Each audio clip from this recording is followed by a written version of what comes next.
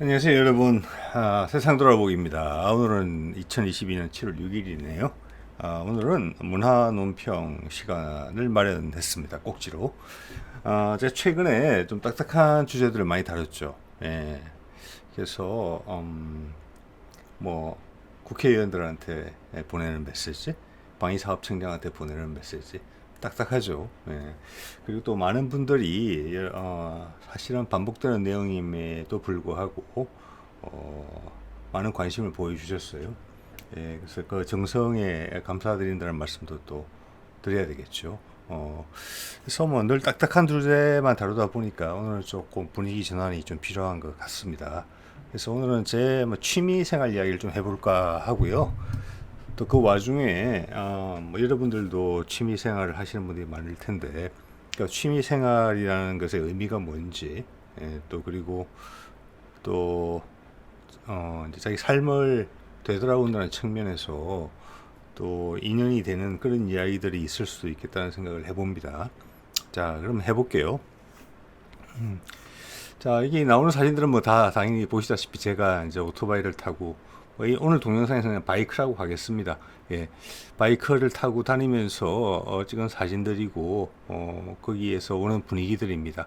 이 사진은 이제 뭐 이성 산수유 마을, 이제 산수유가 이제 많이 활짝 피기 전에 이제 마을이죠. 제가 이런 분위기를 상당히 좋아합니다. 그래서 데모 사진으로 이제 썼겠죠. 예. 자, 여기는 이제 연천의 계안마루라는 곳인데 저 건너편이 아마 민간인 출입이 금지된 구역일 것 같아요. 저 멀리 보이는 산은 아마 북한 쪽 산인 것 같기도 하고.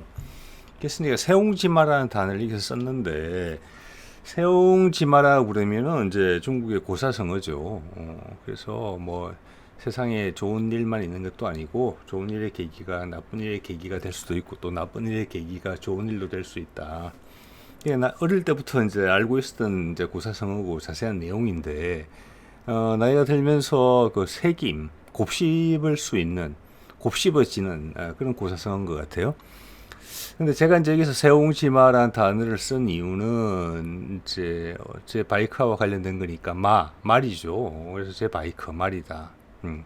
고사성어와는 좀 다른 그런 이제 뭐랄까 선택을 한 해석이에요. 세옹이라고 그러면 어, 변경에 경계에 살고 있는 한 노인네의 집의 말이다 이런 뜻이잖아요. 지금 이게 그래서 제가 취한 것은 말, 바이크, 세옹, 경계인이다. 예, 그런 뜻을 취해서 제가 세옹지마라는 이제 단어를 쓴 거죠. 제가 저 자신을 보건대 경계에서 있는 사람이다. 경계인이다. 예, 이런 취지입니다. 그래서 뭐 그런 거는 자연스럽게 이제 슬라이드가 진행이 되면서 뭐 느낌이 오실 분들은 오시지 않을까 싶습니다. 예. 제 취미 생활이죠. 현재 한 5년 정도 이제 진행이 됐고, 이 사진에 보이는 오토바이와 나중에 또 나타날 오토바이가 있습니다. 그래서 한 2대 정도의 2대를 운용을 하고 있어요. 예. 저는 원래 이제 40대를 거치면서 제 삶을 바라보는 자세가 많이 바뀌었는데, 이때는 40대 초반인 것 같아요. 서대문구 백령산이죠. 제가 이제 운동이라는 취미를 꾸준히 하고 있었는데 그나마 제가 잘하고 푹 빠졌던 것 중에 하나가 이 자전거였습니다. 이 산악 자전거. 예. 산악 자전거 타다가 이제 로드 바이크라고 그러죠. 사이클이라고 그러기도 하고. 이것도 아주 절교히 탔습니다. 그래서 로드 바이크를 타시는 분들은 한두 번은 좀 해보셨겠지만 이게 서울에서 한계령이나 미지령 정상까지를 목표로 가는 거예요. 새벽에 한 4시, 5시 서울 이제 한강변에서 출발해서 그래서 이제 거기서 편도죠. 왕복은 아니고 거기서 이제 전세버스를 타고 돌아오는 뭐 속초나 이런 데 내려가서 저녁 식사를 하고 그때도 이제 그 내리막이 너무 위험하긴 하고 또 밤이거든요. 대부분 도착할 때쯤 되면 하루 종일 가는 거야. 10시간, 12시간 정도. 그래서 밥 먹고 이제 돌아오는 그런 건데 자전거를 조금 타신 분들은 한두 번은 해보셨을 거예요. 저도 미시령도 가본 적도 있고 한기령도 가본 적도 있고 그래요. 그래서 산악 자전거도 올해 제법 탔고 5, 6년 이상 이것도 제법 탔기 때문에 사실은 자전거를 타보면은 산악 자전거와 이 로드바이크 사이에도 알력이 있어요. 그래서 저는 두 개를 다 해봤거든요. 알력이 있을 필요가 없습니다. 각각의 매력이 있습니다. 각각의 매력이 있어요. 각각의 매력이 있고, 저는 둘 다 뭐 한 5년 정도 탔기 때문에 초급을 벗어날 정도의 수준은 됐다고 봅니다. 그래서 뭐라고 이제 이야기는 꺼낼 수 있는 수준은 된다는 거죠. 자, 이런 걸 통해서 이제 나이 한 50줄이 되면서 여러 가지 계기들로 인해서 취미 생활이 바뀌게 되는데, 같은 두 발에서 오토바이로 옮겨온 거니까 뭐 크게 뭐 자연스러운 발전이 진행이죠. 어떻게 보면은. 그나마 이제 가장 큰 기회가 됐던 게 이제 자전거를 잘 못 타고, 지금도 자전거 가지고 있습니다. 그리고 시내 교통이용을 많이 타고 있어요. 예. 그리고 한강도 종종 갑니다. 아직은. 큰 계기가 됐던 것은 그때 유튜브를 보기 시작하면서 나왔던 이 동영상이에요. 아마 바이스로 검색하시면 알 수 있을 거라고 봅니다. 이게 뉴질랜드 부부의 이야기예요. 이 두 부부가 러시아로부터 해서 북한을 가로지르고 남한까지 가로질러서 판문점을 거쳐서 한반도를 종단을 했어요. 두 부부하고 그 친구들이. 모르시는 분도 계실 것 같은데 뉴질랜드는 남북 공히 수교국입니다. 그래서 그게 가능한 거예요. 그래서 그걸 이 사람들이 했어요. 그리고 이제 사진에 보시는 거는 이 사람들의 바이크를 타고 내려온 루트는 아닙니다. 보시면은 백두대간을 표시한 거예요. 백두대간이라고 표시되어 있죠. 예, 어떻게 보면은 한국보다 한반도라고 해야 되겠네요. 우리보다 한반도를 더 잘 이해한 사람이고, 남한 인구 5천 몇백만 중에서 아무도 경험해보지 못한 일을 이 외국인들이 먼저 한 셈이에요. 그래서 어떻게 보면 약간 질투도 나고, 나도 이렇게 해보고 싶다. 예. 그래서 그 수단으로 이 사람들이 사용했던 그 바이크라는 거에 대해서 되게 매력이 꽂혔던 거예요. 그래서 나도 이렇게 한번 해보고 싶다. 내가 눈을 감기 전에. 이런 꿈을 꿨던 것 같아요. 그래서 뭐 주변에 반대가 좀 있었지만 이제 바이크를 장만하고 시작하게 됐던 계기다. 저는 그렇게 생각을 합니다. 예, 이 두 부부도 보시죠. 나이가 작지 않은 사람들입니다. 네. 자, 그리고 이제 바이크 취미의 다양한 부분을 이야기를 하다 보니까 나오는 것인데, 이거는 이 화면은 제가 최근에 알게 된 일본의 30대 여자가 운영하는 바이크 채널이에요. 여기 사진 중에 캡처를 한 겁니다. 이 보시면은 이 고속도로예요. 고속도로고 저 앞에 보이는 게 고속도로 톨게이트예요. 일본도 자동 톨게이트에 톡 지나갑니다. 대신에 거기는, 우리는 칸막이가 없지만 일본 출장이나 여행 다녀오신 분들은 알겠지만 일본에는 칸막이가 있어요. 이렇게. 그래서 쭉 타다가면 하이패스가 인지가 되면 팍 열려요. 예. 우리는 그냥 가게 돼 있는데 조금 부담스럽기도 해요. 벽을 향해 돌진하는 느낌이 들기 때문에. 그래서 이 사진이 낯서신 분들도 있고 안 낯서신 분들도 있을 텐데, OECD 기준, 뭐 G7 기준 이렇게 보면은 우리만이 이 점에 대해서 낯설어하는 나라 사람들이에요. OECD 국가 중에 고속도로 주행을 오토바이는 못하게, 바이크는 못하게 한 나라는 우리나라가 유일합니다. 네. 그 점에 대해서 여러 가지 이제 바이크에 대해서 불편함을 느끼시는 분들도 계실 거예요. 여러 가지 이제 이유가 있는 것 같아요. 당연히 바이크는 네 발 차보다는 위험합니다. 그런데 거꾸로 생각하면 이렇습니다. 네 발 차를 타잖아요. 사륜차를. 그러면 걷는 것보다 훨씬 죽을 확률도 높아요. 그렇죠? 예. 근데 감수하고 하시는 거죠. 예. 그래서 네 발 차를 타는 거에 뭔가를 감수하고 뭔가가 더 있기 때문에 그게 현실적인 것이든 아니면 감각적인 것. 그렇기 때문에 이륜차를 타는 사람도 아직도 있는 거고, 전 세계 많은 문화권에서 그걸 인정을 하고 있는 것입니다. 예. 그래서 우리도 이런 부분에는 좀 더 열린 마음이 좀 필요하다, 이런 생각이 들고요. 그래서 고속도로 주행은 우리를 제외하고는 웬만한 선진국에서는 다 하고 있다는 말씀을 드리는 것이고, 아마 일본 같은 경우도 500cc 정도가 기준일 거예요. 너무 저속 차량이면 불편하잖아요. 그래서 저도 2000년대 초반에 일본을 처음 가봤던 것 같아요. 그때 가고 사실 놀랐습니다. 가는데 우리로 치자면 서울 이제 내부 순환도로, 그런 데를 올라가는데, 여성들이 탄 큰 스쿠터, 건담처럼 생긴 스쿠터를 타고, 겨울인데 이렇게 무릎 부분을 뭐 가죽이나 뭐 담요 같은 걸로 덮고 씩씩하게 올라오더라고요. 그래서 그걸 보고 상당히 놀랐었는데, 그런 느낌을 받으시는 분들이 계실지 모르겠습니다. 이 사진을 보면은. 그리고 유럽이나 미국의 몇몇 주에서는 차간 주행도 가능한 곳이 있어요. 예, 차간이라는 것은 2차선이 꽉 막혔는데 오토바이는 지나갈 수 있는 공간이 있잖아요. 차들 사이로. 그 사이로 지나갈 수 있게 하는, 오토바이는 갈 수 있으니까. 그런 것을 이제 의미하는 것이고, 제가 이제 우리나라에서 바이크에 대한 문화라는 부분이 있죠. 이래야 된다, 저래야 된다 말씀을 드리고 싶지는 않고, 문화가 왜 그런 차이가 생겼을까라고 보면은 바이크 문화가 가장 크게 시작됐던 곳이 아마 영국이었던 것 같아요. 영국이 예를 보면 6, 70년대까지는 전 세계 바이크 문화를 선도를 했거든요. 그래서 지금도 대접을 잘 받고 있죠. 그렇게 된 이유는 뭐냐면은 예전에 자동차가 처음 등장했을 때만 해도 자동차가 너무 비쌌기 때문에 교통수단으로서 서구의 많은 나라에서 바이크가 그 자리를 대신했어요. 그러다가 그 사람들이 차로 옮겨갔죠. 차로 옮겨가고 나니까 바이크는 불편한 존재가 된 거죠. 그리고 시끄럽고 위험하죠. 그래서 싫어하는 문화가 생긴 것도 똑같아요. 그렇지만 그 뿌리가 그렇게 출발했기 때문에 바이크를 어느 정도 선까지는 받아주는 겁니다. 그게 이제 그들의 바이크 문화. 그래서 고속도로에도 다른 탈 것으로 인정을 받는 그런 부분이 있고, 일본 같은 경우는 이제 오토바이, 즉 바이크 산업 세계 시장을 제패하고 있잖아요.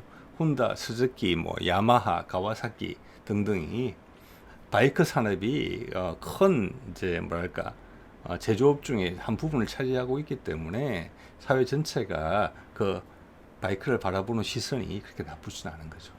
우리도 예를 들어서 현대자동차, 대우자동차, 삼성자동차 할 때 대리 오토바이, 모모 오토바이 이런 회사들이 커서 지금 우리 조선 산업이 전 세계를 이렇게 제패하는 것처럼 바이크 시장도 제패를 하고 있었다면은 바이크가 지금 받는 대접보다는 더 높은 아마 대접을 받았을 겁니다. 그죠? 예.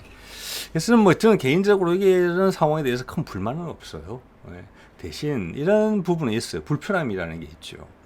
국도는 지금 많은 국도도 최근에 생겨지는 국도는 보면은 자동차 전용 도로로 되어 있는 국도가 많아요. 오토바이를 못 다니게 되어 있어요.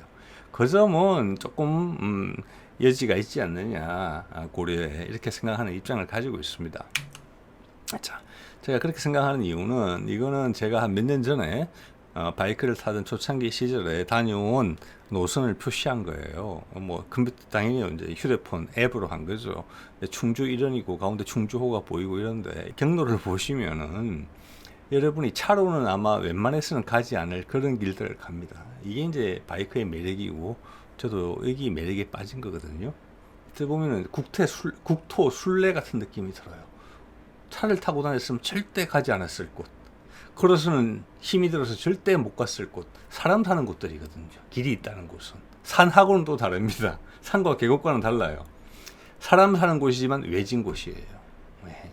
그래서 사람과 자연이 같이 있는 곳. 그래서 수천 년을 같이 살면서 그 둘의 조화가 만들어 놓은 풍경이 있는 곳이죠. 네. 저는 그게 우리나라에서 가장 아름답다고 생각을 하거든요. 여러분 높은 소백산, 뭐 설악산, 지리산을 가보세요. 그거 갈 때 산사가 없다고 생각해 보세요. 그 등산로상에 절간이 하나 없다고 생각해 보세요. 아무런 인기척이 없다. 그러면 지금의 매력은 없었을 것입니다. 예. 자, 그 매력을 오토바이는 많이 느끼게 해줘요. 반드시 산에 가지 않더라도. 예. 자, 그렇기 때문에 뭐 고속도로나 큰 국도에서 오토바이를 못 다니게 하는 데 대해서 큰 유감은 없어요. 하나 딱 유감이 있는 것은 이 기회를 빌어서 말씀드려보면 38번 국도 유감이 있습니다. 이게 영월, 강원도 영월을 거쳐서 하이원 리조트 그쪽 가는 도로예요. 네. 동강 옆을 거쳐서 가죠. 잘 닦아놨죠. 교통량도 많지 않아요. 그런데 바이크 못 다니게 해요. 근데 이 길의 용도가 뭔지 아십니까? 서울에서, 경기도에서 하이원 리조트, 카지노잖아요. 카지노 오고 가는 차량들이 편하게 다니라고 해놓은 도로거든요. 그게 주말에 밤새 노름하고 출근하려고 월요일 아침에 새벽차 타고 올라오는 그 길이에요. 근데 그런 용도로 만들어진 길에 오토바이를 못 다니게 한다? 이거는 조금 유감 있습니다. 예, 개인적으로. 왜냐면 강원도를 갔을 때 하루 종일 이런 길을 다니다가 돌아올 때는 편하게 좀 오고 싶거든요, 우리도. 예. 그런데 일부러 이 길을 따라오다가 자동차 전용이 시작되면은 옆에 꼬불꼬불 길로 나가야 돼요. 예, 몇 시간을 그래서 달려야 와야 되거든요. 그래서 이 점은 조금 유감이 있습니다. 예. 자, 그리고 제가 이제 국토순례라는 말씀을 드렸는데 이게 제 다음 지도의 절개찾기를 표시한 거예요. 제가 보기에는 한 2, 3천 개 이상 될 것 같아요. 이거보다 실제 들어가면은 가까운 거리에 있는 거는 이게 붙어서 나오거든요. 그래서 사실 더 많습니다. 그래서 2, 3천 개가 맞을 거예요. 그것도 최근에 그게 확대돼서 제가 되게 이렇게 다음한테 고마워하고 있어요. 옛날에는 꽉 찼었거든요. 더 이상 넣을 게 없을 정도로. 지금은 이제 한도가 늘어났어요. 그리고 이게 이제 앱에 김기사는 아닌데 다음 앱하고 다음 지도 앱하고는 연결이 돼요. 연동이 돼요. 그래서 이게 그대로 뜹니다. 그래서 이걸 누르면 바로 그 내비게이션이 돼요. 그것도 쓸만해요. 그렇기 때문에 괜찮습니다. 이게 뭐 색깔도 다르고 뭐 여러 가지 용도가 달라요. 다른 목적으로 해놓은 거예요. 식당, 숙박, 기타 등등이 있습니다. 그래서 이거는 제가 좋은 곳을 당연히 제 이제 선입견이 반영된 제 선호도가 반영된 거죠. 좋은 장소, 역사적인 장소, 역사적인 인물과 관련 있는 곳, 맛있는 곳, 잠잘 만한 곳, 예, 이런 것들이 여기다가 다 집결돼서 있는 곳입니다. 그래서 제가 여행을 가게 되면은 물론 여행을 갈 때는 어딘가 꽂혀서 갑니다. 꽂혀서 가지만 그 주변에 둘러보는 곳은 여기서 다 찾게 됩니다. 예. 그래서 여러분들도 뭐 혹시 이런 방법을 안 쓰시는 분들은 굳이 바이크를 타지 않더라도 다른 여행 용도로도 충분히 활용하실 수 있는 방법이에요. 예. 자, 그럼 몇몇 사진을 보여드리면 제가 인상적인 게 저는 이제 모토 캠핑도 가끔 합니다만은 1년에 몇 번씩 가는 것 같아요. 그런데 이 유튜브 하고 나서 많이 못 가요. 시간이 별로 없기 때문에. 자연도 좋았던 것 같아요. 아주. 천사대교 생긴 지 얼마 안 돼서. 예, 갔고, 밑에 보이는 거는 영덕의 축산항이었습니다. 여기도 상당히 인상적이었습니다. 분위기 보이시죠? 예. 그리고 이제 제가 선호한다기보다는 가장 많이 사용하는 방식은 뭐냐면은, 이제 인문학 탐방이에요. 순례죠, 순례. 예. 그래서 그들의 흔적을 찾아갈 때 이제 바이크를 타고 갑니다. 예. 그중 한 사례를 보여드리면은 제가 뭐 동영상에 몇 번 도선에 대해서 말씀을 드린 적이 있는데 도선이 이게 전남 영암의 구린마을 출신이에요. 그리고 이 구린마을이 전남에 상당히 유명한 전국적으로 유명한 뭐랄까 길집 명당이에요. 실제 가보면 느낌이 옵니다. 예. 여기가 명당이겠구나. 예, 마을이 참 안정되어 있으면서도 분위기가 있고 뒤에 월출산이 있죠. 산 아래 바로 짓눌린 느낌도 아니에요. 예, 그게 있습니다. 그래서 여러분도 혹시 가끔씩 여행들 다니시고 휴가도 있으시잖아요. 그 명성지, 명당을 한번 가보세요. 예, 찾으면 요즘 다 나옵니다. 그거 가면은 뭔가 다른 느낌이 있어요. 네. 그래서 저는 명당이나 이런 거에 대해서 미신적이다 이렇게 생각하는 사람은 아닙니다.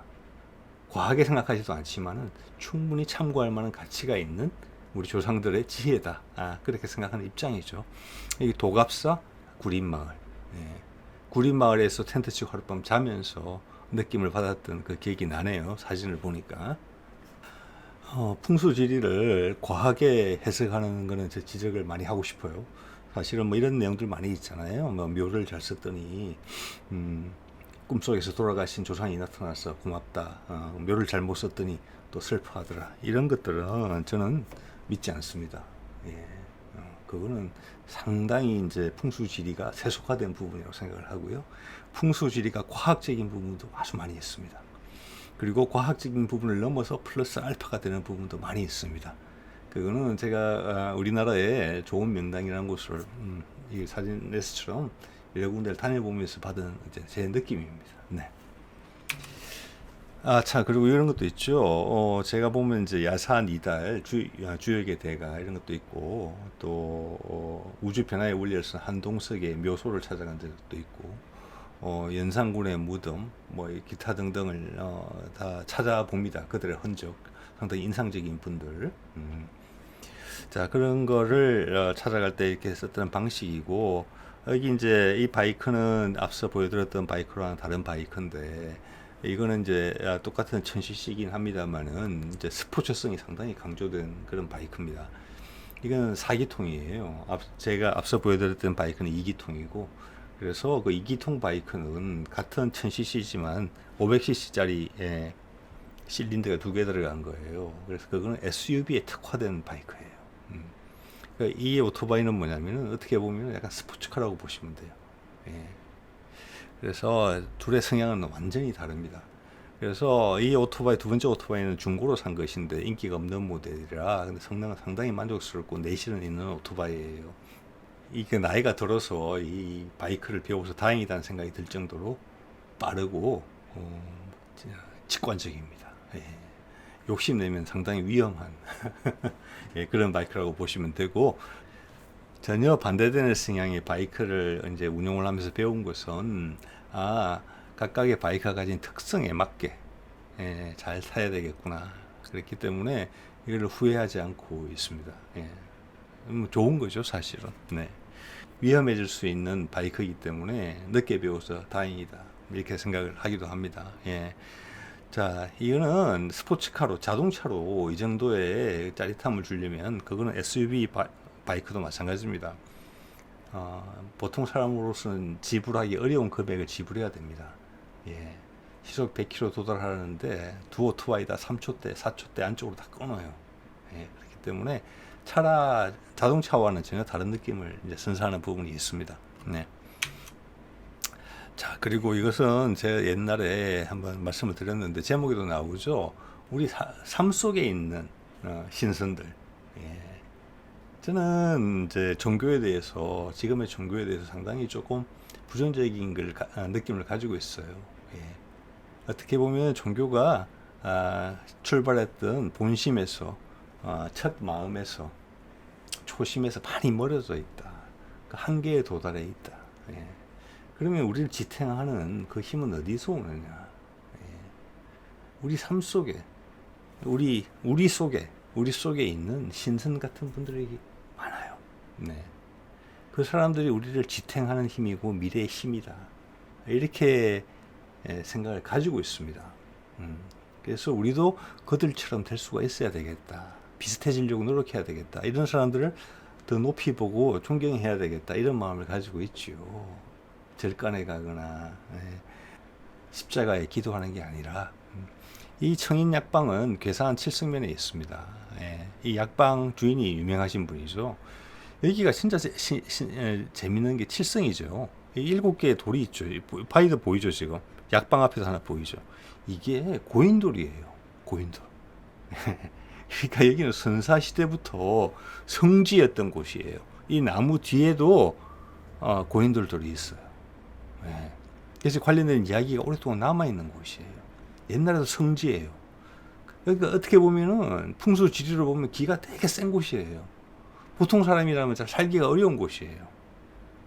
그런데 그 도인, 현실의 도인이기 때문에 여기서 약방을 구축하시고 그 자연이 주는 강력한 힘과 어울려서 멋진 인문학의 한 장면을 출연시키는 장면이 이기예요. 너무너무 제가 좋아하는 사진입니다. 내막을 알기 때문에. 이래서 우리가 등산로에 지리산, 소백산, 제가 좋아하는 산들입니다. 두 산을 올라갈 때 절간이 있기 때문에 우리가 더 좋아하시는 거예요. 미국 산이나 유럽의 알프스 가보세요. 한번 딱 보면 끝입니다. 농담하는 거 아닙니다. 이게 우리의 힘이라고 생각을 하거든요. 그래서 바이크를 타면서 이런 우리의 힘을 알게 됐기 때문에 저는 바이크가 좋은 취미라고 생각을 하는 것이죠. 네. 자, 이곳은 강화 연미정이고 제가 자주 가는 곳입니다. 그래서 아까 경계인 말씀을 드렸는데 이 풍경 한번 보세요. 참 좋아요. 경계라고 말씀드렸는데 왜 경계냐? 이 오른쪽에 보면은 한강 하구예요. 임진강과 한강이 만나는 곳이에요. 따로 흘러왔다가. 그리고 한 물줄기로 나가는 곳이거든요. 그래서 옛날에는 한강을 올라가려는 배들이 기다리던 곳이에요. 밀물대를 기다리면서. 근데 지금은 남북한의 경계가 갈라지는 아주 살벌한 곳이에요. 민간인이 출입 당연히 못하는 것이죠. 이 오른쪽 성기벽 바퀴 바로 그쪽이에요. 그 밑에는 해병대 초소가 있고요. 그렇죠? 그리고 왼쪽에 부러진 나무가 있죠. 원래 두 그루에 큰 느티나무가 있었는데 몇 년 전에 태풍으로 하나가 부러졌죠. 참 상징성이 있습니다. 예. 그리고 저 멀리 사람이 보이죠. 여기가 어떤 경계인, 경계에 사는 사람들의 편안함을 느끼는 곳이에요. 편안함이라기보다는 자신의 본질을 느끼는 곳이에요. 거기에 있는 요소가 다 들어있어요. 여기. 여러분 이제 가끔 태생이 경계인의 태생을 많이 갖고 있는 사람도 있고 경계인에서 잘못하면 주변인이 됩니다. 여러분 농담 삼아 그런 일 많이 하시죠. 중년이 넘어갔더니 집에서 위계 질서가 어떻게 되느냐 그런 농담 저 여러 번 들은 적이 있습니다. 1등 아이들, 그 다음 부인, 그 다음 집에서 기르는 강아지, 그 다음 나. 예. 그런 말씀 하시죠? 예. 그게 저는 경계인 주변인이 된다는 그런 인상이라고 봅니다. 저는 경계인이 여기서 처신을 잘못하면 주변인이 되죠. 나이가 드는 것도 마찬가지입니다. 중심에 있다가 벗어나죠. 주변으로 밀려갑니다. 예. 그래서 저는 주변인보다는 원래는 경계인이에요. 근데 본인의 선택에 따라서 경계인으로 머물 수 있고 주변인으로 떨어질 수도 있어요. 자, 나이가 든다는 것은 어떤 경계를 의미하는 것입니까? 죽음과 삶의 경계에 서게 되는 거예요. 예, 그걸 느끼는 거죠. 그 경계에 있는 거예요. 그런데 나의 선택에 따라서 곧 죽는다. 못다른 걸 다 이루어야지. 죽음의 공포가 무섭다. 그렇게 되면 주변인이 되는 겁니다. 노인이 되는 거죠. 그 다음 경계인이라면은 그 두 개가 주는 마찰을 나의 생산적인 에너지로 바꿀 수 있어야 돼요. 다 알게 되는 거죠. 죽음도 알게 되고 삶도 알게 되는 거. 그리고 나의 삶이 유한적이라는 것을 확실히 알게 됩니다. 그러면 내가 뭘 해야 되느냐, 나의 역할이 뭐냐, 시간을 더 아껴 쓰게 됩니다. 자, 그게 저는 경계인의 뜻이라고 생각을 합니다. 여러분, 경계인의 특징이 강한 사람이 있고 없는 사람이 있어요. 그 우리 안에서, 경계 안에서 주도권을 행사하려는 사람들도 있어요. 그런 사람들한테는 경계인이 어떻게 보면은 견제자가 돼요. 경계인임을 슬퍼하고 아쉬워할 필요가 없습니다. 문득문득 그런 느낌이 들 때가 있죠. 내가 소외되는 느낌이, 주류가 아닌 느낌이, 비주류인 느낌이, 마이너인 느낌이. 그런 건 다 충분치 못한 단어들입니다. 경계인이 맞는 단어입니다. 나는 경계에 서 있어서 양쪽을 다 보는 거예요. 그렇기 때문에 거기서 서러움도 오고 새로운 느낌도 오는 거예요. 남들이 안 보이는 느낌도. 거기서 좋은 선택을 잘하고 자신의 자질이 충분히 훌륭하면은 그 우리 속에 경계 안에 있는 사람들한테 새로운 방향을 제시하는 그런 힘을 가지게도 돼요. 그래서 훌륭한 예술가, 좋든 나쁘든 큰 영향을 끼치는 지도자, 모험가, 탐험가, 이런 사람들이 다 경계인의 마인드를 갖고 있다고 봅니다. 왜냐하면 주류인 사람들은, 주류 속에서 안주하는 사람들은 가질 수 없는 비전을 가지고 있거든요. 그래서 우리가 어떤 선택을 하느냐에 따라서 경계인은 역동적 자유를 누릴 수 있습니다. 경계인임을 슬퍼하지 마시고 불안해하지 마십시오. 저는 오늘 취미 이야기를 하면서 그런 말씀을 드리고 싶고요. 그래서 경계라는 게 보면은 테두리란 뜻이잖아요. 테두리죠. 우리 한국 사람들이 진짜 많이 쓰는 우리 마누라, 우리 자식. 참 애매한 말인데 서구 사람들 생각해서 보면은 그 우리가 우리입니다. 테두리죠. 그 테두리에 서서 양쪽을 다 보는 사람이 경계인이에요. 내부에 들어가는 것도 보고 이 전체 무리를 어디로 이끌어가야 될지, 그게 예술 분야든 감수성이 예민하면 예술 분야든 비전이 있으면 정치가든 도전 정신이 있으면 모험가, 탐험가가 되든. 그리고 나이가 들면서 우리는 경계인이 또 됩니다. 삶과 죽음의 경계에 서게 되는 것이죠. 그래서 바이크라는 취미가, 바이크도 경계인이죠. 차도 싫어하죠. 보행자도 싫어하죠.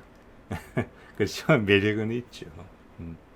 자, 결론 내기는 그런 이야기고요. 자, 오늘 바이크 이야기를 하면서 그런 이야기를 좀 드려봤네요. 자, 오늘 여기까지 하겠습니다. 네.